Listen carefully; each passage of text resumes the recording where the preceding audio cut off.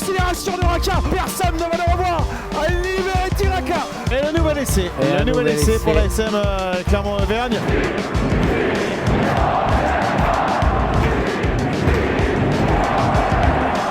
Salut et bienvenue dans l'épisode 3 de la saison 2 du podcast Ici Montferrand, ce qui correspond à l'épisode 40. Ici Montferrand, le podcast qui s'intéresse à l'actualité de l'ASM Clermont avec aujourd'hui Valérie Lefort, Manu Caillou et Jeff Nunez. Mais bonjour messieurs. Bonjour. Salut Martial. Jeff qui revient de vacances tout juste. Et on entre dans le vif du sujet tout de suite avec le débat. Alors au lendemain de la défaite de l'ASM à Brive et au vu de la prestation de certains jaunards sur la pelouse hybride du stadium, nous allons nous poser la question suivante. L'ASM a-t-elle raté son recrutement ? Alors on va faire un tour de table rapide. Jeff, on commence par toi. L'ASM a-t-elle raté son recrutement ? Moyen. Pour l'instant, moyen. Il n'y a que 3 journées aussi. On va attendre un tout petit peu, mais pour l'instant, il y a. Inquiet. C'est pas inquiétant, mais vivement le retour des internationaux. Valérie ? Déjà, il faut le dissocier puisqu'il y a 2 recrutements. Il y a un recrutement pérenne on va en parler, avec 3 joueurs qui sont là, qui ont signé un contrat. Et d'autres des jokers. Voilà, il y a des jokers médicaux. Coupe du Monde, pardon. C'est un peu pareil. Et donc voilà, il faut dissocier les deux. Mais bon, c'est vrai que pour l'instant, c'est pas, on va dire, c'est pas folichon. Manu ? Oui, on reste sur notre fin là, depuis cette entame de championnat, même si effectivement il n'y a que 3 journées, mais on est en droit d'attendre autre chose. Alors on va d'abord rappeler que l'ASM à l'intersaison a recruté 3 joueurs, Jake McIntyre à l'ouverture, Mike Tadger au poste de talonneur et Georges Méric au poste de deuxième ligne. McIntyre, on en a parlé la semaine dernière, vous étiez tous d'accord pour dire que c'était plutôt satisfaisant. Alors Valérie, tu n'étais pas là, un petit mot sur l'ouvreur, la doublure de Camille Lopez. C'est marrant que tu parles déjà de doublure. Donc dans ton esprit déjà, ça veut dire que c'est pas le remplaçant. Il n'est pas là pour être soit l'équivalent ou le suppléant. On se posait un petit peu la question. Intéressant. On se posait un petit peu la question. Ouais. Alors moi très honnêtement, j'étais pas là non plus, mais je pense. C'est vrai. Je pense que t'étais en vacances. Pour ça, le temps. Non, c'est un deuxième semaine de l'année. Mais... Je pense qu'il peut matcher Camille Lopez sans problème. Ah voilà. oui, il peut matcher Camille Lopez. Oui. Après, c'est pas non plus, c'est pas un Top Gun, mais c'est un bon joueur, effectivement. Après, c'est l'une des rares satisfactions. On parlait du recrutement tout à l'heure, depuis le début de la saison. Sur les 3 matchs qu'on a vus jusqu'à présent, c'est un des seuls qui a amené des garanties et voilà, qui répond présent. Hier à Brive, il a eu un peu plus de mal. Oui, notamment du déchet avec son jeu au pied. Mais bon, voilà, toute l'équipe pratiquement a été mauvaise, donc on va mettre ça sous le boisseau pour cette journée-là. Mais c'était intéressant aussi, je te coupe Valérie, excuse-moi, mais c'était intéressant de le voir dans cette configuration-là. On l'avait vu un petit peu la semaine dernière avec l'ASM qui avait été dominé sur les premières minutes. Là, on l'a vu avec une équipe qui recule, on voit forcément... Il a l'habitude pourtant, parce que il joue à jeun. Contrairement au premier match contre La Rochelle, que c'était forcément plus compliqué pour lui et ça s'est confirmé au niveau du jeu au pied, effectivement. Mais ça vaut pour tout ouvreur, quand son équipe est dominée, c'est compliqué derrière. Pour le 9 et le 10, c'est plus dur. Voilà pour McIntyre. Qu'en est-il de Mike Tadger ? Alors Mike Tadger, il n'a pas joué au talon, il n'a pas beaucoup joué. Il a joué quelques minutes à Bayonne. Une demi-heure, c'est ça, contre Bayonne. Ouais. Ça n'a pas été hyper concluant. Donc on l'a pas beaucoup vu. C'est un peu inquiétant pour lui. J'imagine qu'il a joué à Brive il y a 2 ans, donc je pense qu'il se voyait bien sur la feuille de match à Brive. Il n'y était pas. Donc voilà, c'est pas top pour l'instant pour lui. Ni pour le club. Mais bon, on sait dans quelles circonstances il a été recruté aussi, en urgence. Donc pour remplacer Benjamin Kaiser. Kaiser qui a décidé de mettre un terme à sa carrière. Non, c'est pas un joueur de même calibre, on est bien d'accord là-dessus. Non, mais c'est clair, voilà. Et voilà, l'ASM, si elle pourrait avoir un talon d'Achille cette année en Coupe d'Europe, ça risque d'être en priorité quand même au poste de talonnage. Jeff parlait de Mike Tadger, alors que souvent les joueurs, quand ils reviennent dans leur ancien club, ils ont tendance souvent à faire de très gros matchs et à se montrer brillants. C'est vrai qu'il y avait peut-être quelque chose à faire avec ce joueur-là face au CAB pour son retour en Corrèze. Oui, mais il n'y était pas, donc peut-être qu'il faut se poser la question. Justement, peut-être que effectivement, c'est vrai que les coachs ont l'habitude de les aligner, ces anciens joueurs, et peut-être que Franck Azema, sur ce qu'il voit depuis le début de la saison, pour l'instant, il n'est pas forcément satisfait. Peut-être que l'apprentissage est un petit peu compliqué pour Mike Tadger. Alors on lui souhaite de retrouver le niveau et de pouvoir jouer dans les semaines qui viennent.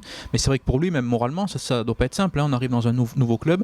C'est la première fois, entre guillemets, qu'il joue dans un club comme ça, voilà, aussi prestigieux. Il avait joué à Agen, il avait joué à Grenoble, à Brive, avec des objectifs qui étaient très clairs pour lui. C'était le maintien. Et là, il passe dans une autre dimension. Un club, alors même s'il a été habitué à jouer le haut de tableau avec Agen en Pro D2 une saison, avec Massy également. Après, c'est pas le top 14. Oui, c'est pas le même niveau. Forcément, la marche était haute passe pour lui. d'un prétendant au maintien à un prétendant au titre. Voilà. C'est quand même le jour et la nuit. Donc la marche était haute et peut-être ce qui explique aussi les difficultés qu'il rencontre jusqu'à présent. Alors on va parler de la troisième recrue, c'est Georges Méric. Alors selon moi c'est quand même la recrue qui pose le plus d'interrogations.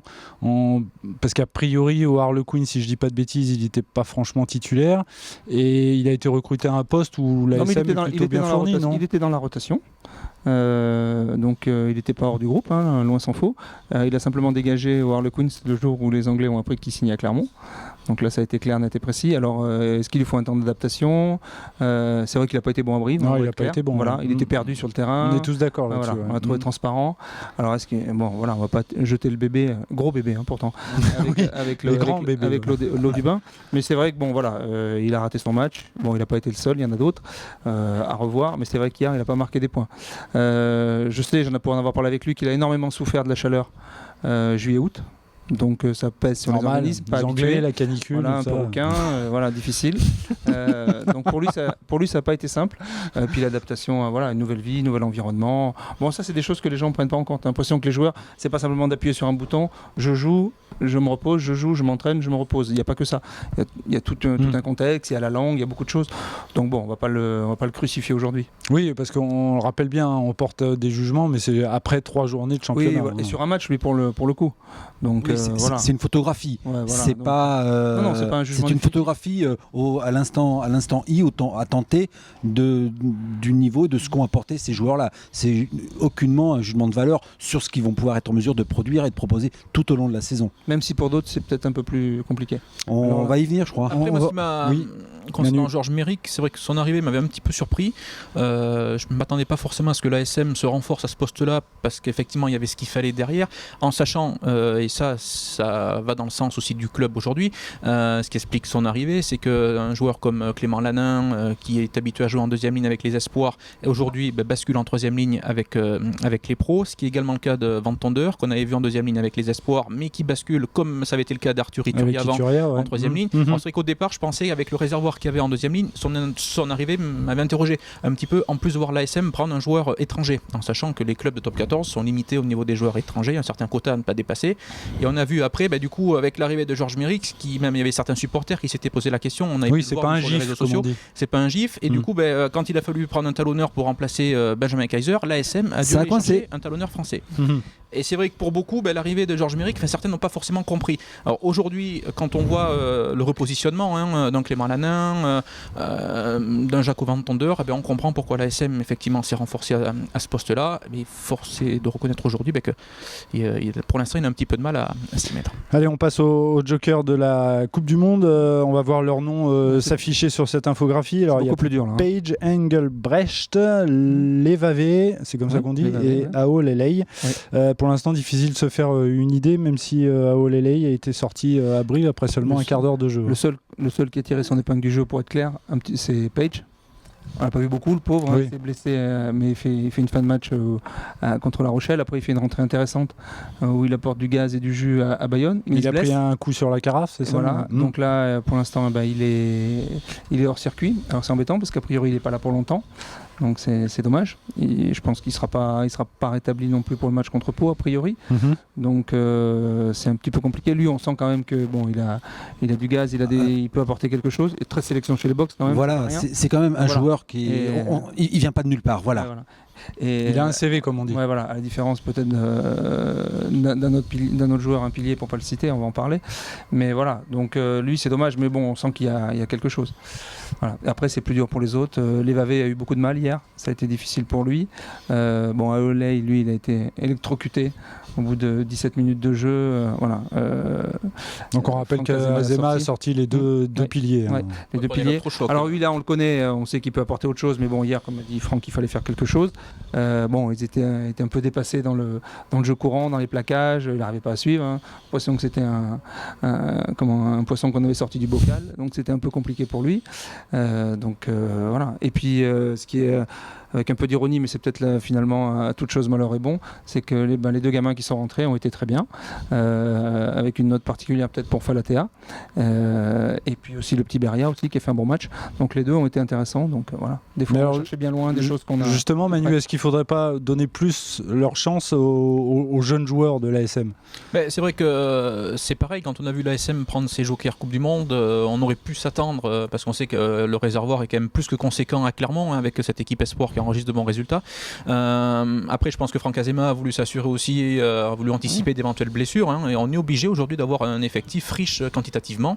Malgré l'absence des internationaux aujourd'hui partis à la Coupe du Monde, l'ASM dispose certes d'un effectif correct, mais on est une blessure et on peut vite se retrouver décimé à un poste. Et puis il y aura la Coupe d'Europe aussi. Il y aura la Coupe d'Europe aussi, mais après en tout cas les jeunes sur ce qu'ils ont montré jusqu'à présent ont prouvé au staff qui pouvaient compter sur eux. Valérie vient de citer Beria, vient de citer Falatea. On a vu effectivement qu'ils avaient été bons. Il y a Palmier aussi qui fait des entrées en jeu. Voilà, un poste toujours très compliqué à l'ouverture. Alors bien sûr, il doit encore progresser, mais il y a des choses intéressantes. Après, moi effectivement, sur les 4 Jokers Coupe du Monde qui sont arrivés, le seul c'est Page, qui à mon avis vraiment a un niveau peut-être au-dessus des autres. Et on avait vu très tôt d'ailleurs, et on voit que son expérience chez les Box lui sert aujourd'hui, parce que dès les matchs de préparation, je me souviens le match à SM La Rochelle qu'on avait diffusé, il avait été entré, il avait joué la deuxième mi-temps associé à Marc Palmier. On l'avait vu déjà coller au ballon, éjecter les ballons très vite. On avait senti déjà prendre ses marques. Une certaine assurance aussi. Voilà, et ce qui s'était confirmé après sur son entrée en jeu contre La Rochelle. Le dernier, c'est le Sud-Africain Egelbrecht là.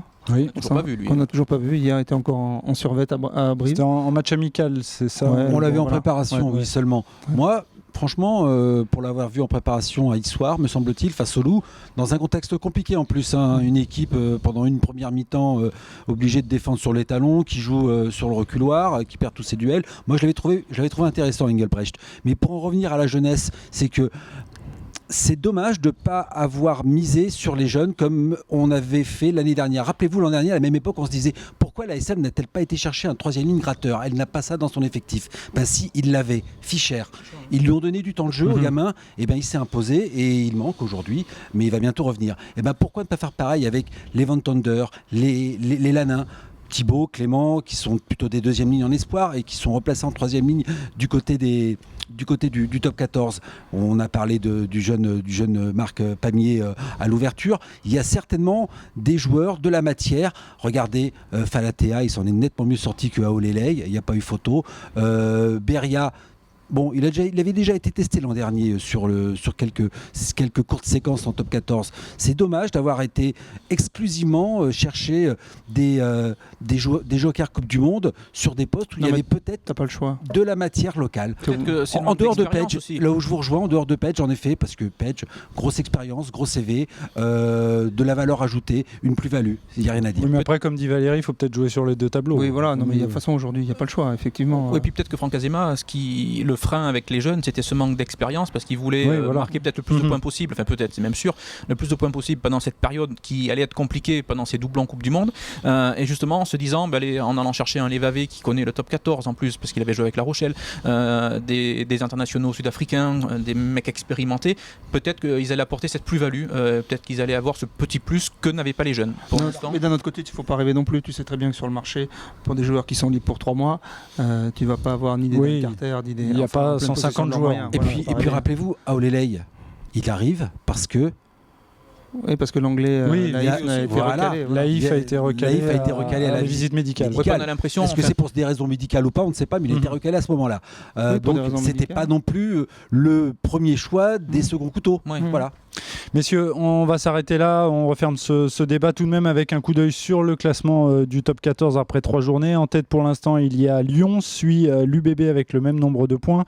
On trouve ensuite Montpellier qui en a passé 30 à La Rochelle ce week-end, puis l'ASM Clermont avec 8 points. Prochain match des Clermontois, ce sera samedi au Michelin face à la section paloise qui a le même nombre de points que l'ASM après 3 journées de championnat. Allez messieurs, rapidement, nous allons juste évoquer ce qui s'est passé en tribune hier au stadium de de Brive. Un personnage illustre était présent. Il ne s'agissait pas de Valérie Lefort, mais de François Hollande, ancien président de la Valérie République. aussi, quand même. Oui, il y avait Valérie aussi, qui assistait à la rencontre entre Brive et l'ASM. Et il n'était pas seul, puisque celui qui a été président du conseil général de Corrèze, on va le rappeler, était accompagné de Julie Gaillet et de son fils Thomas. Il a serré beaucoup de mains. En revanche, il n'a pas fait beaucoup de selfies. J'en ai pas vu.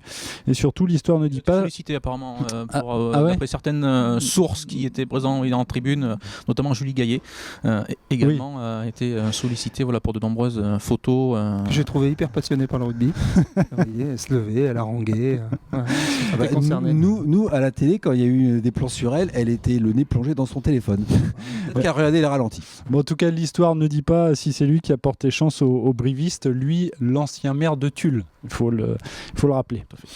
Allez, vous écoutez ici Montferrand, le podcast qui s'intéresse à l'actualité de l'ASM Clermont. Dans quelques minutes, le quiz, mais tout de suite, c'est l'heure des tops et des flops. On va commencer avec les tops. Jeff, c'est à toi. J'ai une petite question. Oui. On n'a plus les 3 infos essentielles au début Non. C'est le rédacteur en chef. Il a décidé de tout chambouler pour la saison 2. Ah, mais moi, on m'a pas prévenu. Désolé. J'aurais dû t'envoyer un mail. Tu veux mon top ? Oui, le top, s'il te plaît. Mon top, j'hésite, mais je vais dire Pierre Mignoni. Voilà. Très. Pour sa réponse à Alors, il a été non seulement excellent dans sa réponse à Mourad Boudjelal, il a été brillant, il a été sobre, de bon goût, il a été fier et honnête. Et après, sur le terrain, son équipe, elle a été fière, orgueilleuse, et elle a été bonne pour aller gagner à Mayol. Donc, mon top, c'est Pierre Mignoni. Ton top, Valérie ? Alors moi je vais avoir un petit mot pour les deux piliers justement qui sont rentrés, les deux jeunes de l'ASM, que ce soit Beria et Falatea, que je trouvais intéressant. Je trouve qu'il est dans un contexte compliqué, et ils s'en sont bien sortis. Je trouve que c'est plutôt intéressant pour l'avenir. C'est pas les mêmes profils, on sent des caractères, Beria notamment. On sent qu'il y a quelque chose à faire avec ces garçons, et je trouvais que c'était pas mal. Manu, ton top ? On va parler d'un jeune joueur, c'est Julien Blanc, le numéro 9 de Brive, qui était titulaire hier et que j'ai trouvé excellent. Le fils d'Éric Blanc, qui était d'ailleurs présent au stadium hier. Alors une petite erreur pour lui, qui vient noircir un petit peu ce coup de pied contré en fin de match, qui débouche sur l'essai de Charlie Cassan derrière, mais sinon j'ai trouvé très juste. Il s'en voulait d'ailleurs en conférence de presse. Effectivement, il en a parlé. Au-delà de ça, la très bonne prestation de la charnière briviste, mais c'est vrai que lui il a accéléré, il a été dans tous les bons coups, et il a un très bon jeu d'occupation en première mi-temps. Il a fait reculer souvent les Clermontois dans cette première mi-temps largement dominée, et c'est très intéressant. Julien Blanc qui avait été formé à Brive, qui était parti ensuite, il avait fait Oyonnax, il avait fait Béziers et Pau, c'est ça. Et je pense que s'il y a d'anciens brivistes qui étaient devant leur télé hier après-midi, ceux qui n'ont pas cru en lui à l'époque, ils ont dû avoir quelques petits regrets. Voilà. Non, il a été très très bon. Jeff, ton flop s'il te plaît. Mon flop, c'est exactement le pendant de mon top. Donc c'est Mourad Boudjelal. Je suis désolé. je crois que la dernière fois j'avais dû faire peut-être Montpellier. On a perdu non Non, c'est Mourad Boudjelal, voilà, faut qu'il arrête. Donc pour ceux qui n'ont pas suivi, il a lancé une petite pique à Brest. Et puis il a était lyonnais. Non, mais elle était déplacée. Elle était nulle et non avenue. Bon, il a quand même reconnu ses torts après. Voilà, mais il a été pas meilleur pendant le week-end sur Twitter. Une petite passe d'armes avec Jean-Marc Lermé, dont le président Boudjelal aurait pu faire l'économie, je pense, tout simplement. Non, j'ai l'impression qu'avant, il avait le mojo, et là, il l'a perdu. Quand il faut être dans le zig, il est dans le zag. Quand il faut être dans le zag, il est dans le zig. Il est toujours à contre-temps. Il prend tout le monde à contre-pied, et lui-même, et notamment et son équipe, et aussi son staff. Je pense que Colazo a moyennement apprécié sa saillie sur les soi-disant mercenaires. Lui aussi, il a été gêné par ça. Et il va y avoir un très très intéressant Toulon Racing la semaine prochaine. Le Racing se déplace 2 fois de suite. Ils ne sont pas passés loin hier à Toulouse, et en général, c'est rare qu'ils perdent 2 fois de suite. Et le Racing se comporte généralement très bien à Toulon. J'attends de voir. Valérie, t'enchaînes avec ton flop. Mon flop, moi, ce sera l'approche mentale des Clermontois autour du derby. Ils étaient prévenus d'abord parce qu'ils avaient déjà planté la leur à Bayonne. Ils savaient, là, dans le contexte de ce match-là, que le village voulait aller prendre d'assaut la grande ville et les prendre à la gorge, ce qui s'est passé. Et il n'y a pas eu de réaction, ils n'étaient pas prêts mentalement. Pour en avoir parlé avec le président de l'ASM à la fin du match, il a dit pourtant on les avait prévenus, ils le savaient. Mais il suffit pas d'avoir du talent. Voilà. Et donc là-dessus c'est dommage, et il y a des choses à resserrer là. Ton flop, Manu? Je vais rejoindre un peu Valérie, c'est pareil, c'est sur cette entame de match et les erreurs qui ont été commises, et je pense notamment à cette touche rapidement jouée. Alors on a parlé de Charlie Cassan, il n'y a pas que lui, c'est pas le seul responsable de la défaite clermontoisière, mais maintenant il commence à avoir un petit peu de bouteille, Charlie Cassan, et sur un début de match largement maîtrisé par Brive qui dominait, cette touche à 5 mètres, il n'a pas le droit de la jouer rapidement, et puis ça débouche sur le deuxième essai corrézien derrière, et on bascule à 15-0 je crois. C'est clairement un temps faible de l'ASM. Il faut casser le rythme, il faut casser la dynamique, il faut casser la vitesse avec laquelle Brive est en train de jouer. Il faut temporiser. Voilà, il faut prendre peut-être 30 secondes, 40 secondes, prendre son temps, aller dans l'alignement. Il faut casser la dynamique dans laquelle Brive s'est installé depuis le début de la rencontre. Et là, en voulant accélérer, quelque part, il a simplement fait le jeu du CAB et au détriment de l'ASM. C'est bien noté, coach. Le câble se rebiffe. Ce podcast est bientôt terminé, mais avant de nous quitter, on va terminer avec le quiz en cette année de Coupe du Monde. Je vous demande de trouver des joueurs de l'ASM qui ont été internationaux. Alors, on commence avec un joueur qui compte 2 sélections en équipe de France. Non, mais si tu commences déjà à répondre. Ma première cape date du 2 juin 2007, donc c'est pas l'Hermé. C'était contre l'équipe des All Blacks. J'ai porté les couleurs de l'ASM lors de la saison 2008-2009, une saison seulement, avant de rejoindre le Biarritz Olympique. Je joue actuellement Babi à Brive. Non, Mignardi. Mon surnom est le Bison. Je suis Arnaud Mignardi. Alors bon, il faudra voir là, le juge, c'est peut-être Valérie. Hein. Charles Vigée l'avait. Ouais. Toujours le même. Deuxième nom à trouver, je compte 3 sélections chez les Blacks.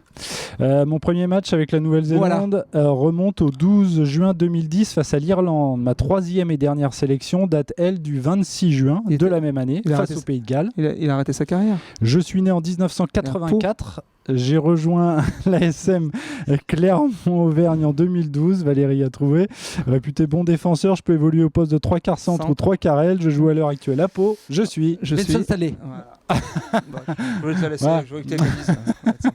Allez, un partout. Ça mérite une petite gênant, bise. là. Ouais, ça va. Ah, ouais. On va faire notre coming out. Allez, je compte 54 sélections sous le maillot du 15 de France. Ma première cape, elle date du 14 juin 2003. C'était face à l'Argentine. Je joue au poste de 2e ligne. J'ai porté les couleurs de l'ASM Clermont de 1999 à 2001. Brosé. Et j'ai ensuite rejoint Perpignan où j'ai joué 2 saisons avant de faire mes valises au BO où je suis resté. Jérôme Thion. Jérôme Thion, 2 titres de champion de France figurent à mon palmarès. Effectivement, c'est Jérôme Thion. 2e point donc pour Valérie. Dernière question, on termine ce quiz avec une citation. Alors je vous demande de trouver l'auteur de cette phrase. J'aurais aimé être un All Black, cela doit être bien de mettre des branlées à tout le monde. Ça c'est une citation. Jacques Brunel. Alors, il est né petit, ça Jean-François. Il est né en 1969. Il évoluait au poste de 3e ligne. Il a porté les couleurs de l'ASM Clermont de 89 à 97. Avant de prendre la direction de la capitale pour évoluer sous le maillot du Stade français. Et effectivement, je compte 2 titres de champion de France avec le club parisien. La réponse, Christophe Juillet, c'est lui l'auteur de cette citation. J'aurais aimé être un All Black, ça doit être bien de mettre des branlées à tout le monde. Parce que Jacques Brunel aurait pu le dire. Aurait pu le dire. Mais Juillet était un très beau joueur. C'est vrai. En tout cas, ici Montferrand est terminé. Vous pouvez télécharger cet épisode sur les différentes plateformes, notamment sur Spotify. Vous pouvez aussi nous suivre sur les réseaux sociaux et sur notre chaîne YouTube. Messieurs, merci beaucoup. Merci Martial. C'était passionnant. Plaisir. Merci Martial. Et à lundi prochain. Ciao. À lundi, ciao. Ciao. Au revoir.